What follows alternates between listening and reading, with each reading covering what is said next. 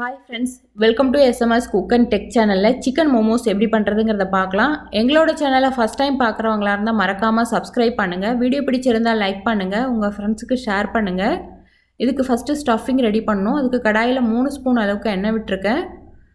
1/4 spoon சோம்பு, 1 கொத்து கருவேப்பிலை, இதெல்லாம் நல்லா பொரிஞ்சதுக்கு அப்புறமா ஒரு பெரிய வெங்காயம் பொடியாக கட் பண்ணி வச்சுருந்த இதையும் சேர்த்து நல்லா வதக்கிக்கலாம்.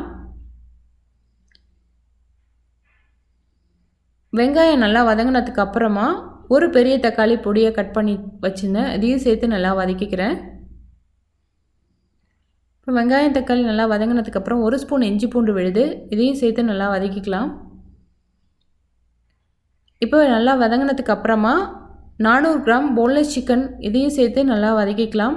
வாஷ் பண்ணதுக்கு அப்புறமா பொடியாக கட் பண்ணிக்கணும், அப்படி இல்லைன்னா நம்ம மிக்சியில் அரைச்சி சேர்த்துக்கலாம். இப்போ இதை ஒரு நிமிஷம் நல்லா எண்ணெயில் வதக்கிக்கணும். 1/4 ஸ்பூன் மஞ்சத்தூள், 1/2 ஸ்பூன் கரம் மசாலா, 1/2 ஸ்பூன் தனி மிளகாய் தூள், 1 ஸ்பூன் தனியாத்தூள், 1/2 ஸ்பூன் சோம்புத்தூள், 1/4 ஸ்பூன் ஜீரகத்தூள். ஒன்ஸ் நல்லா மிக்ஸ் பண்ணி விட்டுக்கணும். மோமோஸ்க்கு சுத்தமாக நம்ம மசாலா ரெடி பண்ணும்போது தண்ணி சேர்க்கக்கூடாது, அப்போ தான் ஸ்டஃபிங்க்கு கரெக்டாக இருக்கும். இப்போ தேவைக்கேற்ப உப்பு சேர்க்குறேன். உப்பு சேர்த்துட்டு ஒன்ஸ் மிக்ஸ் பண்ணி விட்டுக்கணும். மூடி போட்டு மீடியம் ஃப்ளேம்லேயே வச்சு ஒரு 10 நிமிஷம் நல்லா வேக வச்சு எடுத்துக்கணும். இப்போ இந்த மூடியில் உள்ள ஆவி தண்ணி தான் இது. ஓப்பன் பண்ணி வச்சு ஒரு நிமிஷம் நல்லா மிக்ஸ் பண்ணால் ட்ரை ஆகிடும். ஒருவேளை அடிப்பிடிக்கிற மாதிரி இருந்தால் தண்ணி தெளித்து விட்டுக்கலாம். இப்போ சிக்கன் வெந்திருக்கான்னு பார்க்கலாம். பாருங்கள், நல்லா சிக்கன் வெந்திருக்கு. இப்போ ஸ்டஃபிங்க்கான மசாலா ரெடி ஆகிடுச்சு. இப்போ இதுக்கு நான் 3 விதமான மாவு எடுத்திருக்கேன்.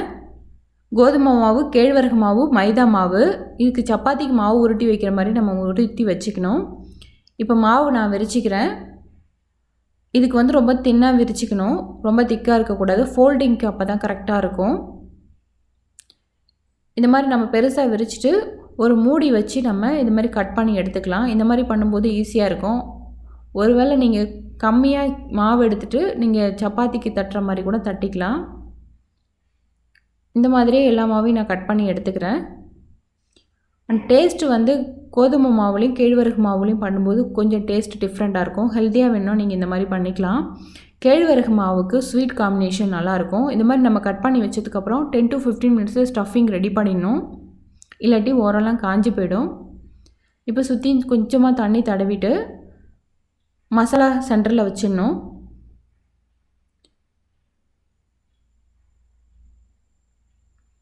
இதை இப்போ கொஞ்சம் கொஞ்சமாக மடக்கி வச்சு ப்ரெஸ் பண்ணிக்கணும்.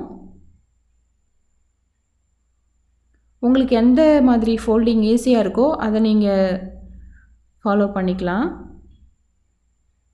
நான் 2-3 ஷேப் பண்ணி காமிச்சிருக்கேன்.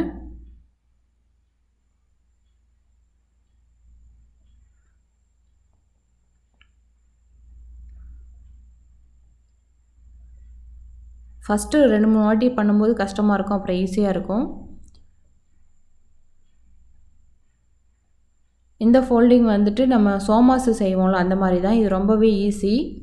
கேழ்வரகு மாவுக்கு ஸ்வீட் காம்பினேஷன் நல்லாயிருக்கும். ஸ்வீட் மோமோஸ் பண்ணும்போது ரொம்ப டேஸ்டியாக இருக்கும். இந்த மோமோஸ்க்கான சட்னி எப்படி செய்யணுங்கிறத நான் நெக்ஸ்ட் வீடியோவில் போடுறேன்.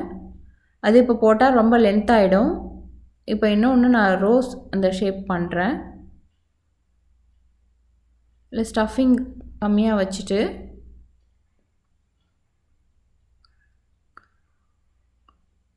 இந்த மாதிரி தண்ணி இதுலேயும் டிப் பண்ணிக்கணும். இந்த மாதிரி ஃபோல்ட் பண்ணிவிட்டு இந்த மாதிரி ஓரத்துலேயும் நல்லா ப்ரெஸ் பண்ணி விட்டுக்கணும். இது அப்படியே ரோல் பண்ணிக்க வேண்டியதான். இது ரொம்ப ஈஸி தான்.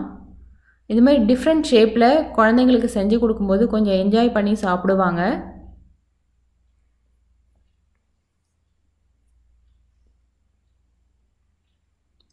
இப்போ இட்லி அவிக்கிற மாதிரி தான் கொஞ்சமாக பாத்திரத்தில் தண்ணி வச்சுட்டு இட்லி தட்டில் நல்லா நம்ம எண்ணெய் விட்டுக்கணும்.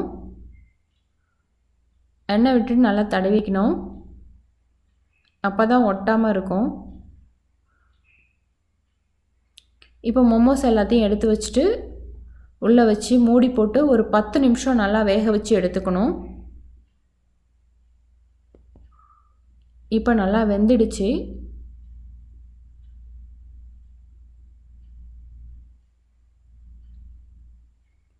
ஓரளவுக்கு சூடு இருக்கும் போதே இதை எடுத்துடணும்.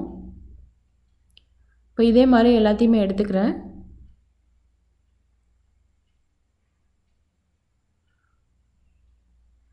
ஸோ அவ்வளோதான், ரொம்ப டேஸ்டியான மோமோஸ் ரெடி ஆகிடுச்சு. இந்த வீடியோ பிடிச்சிருந்தால் மறக்காமல் சப்ஸ்கிரைப் பண்ணுங்கள், கமெண்ட் பண்ணுங்கள், லைக் பண்ணுங்கள், உங்கள் ஃப்ரெண்ட்ஸுக்கு ஷேர் பண்ணுங்கள். நன்றி, வணக்கம்.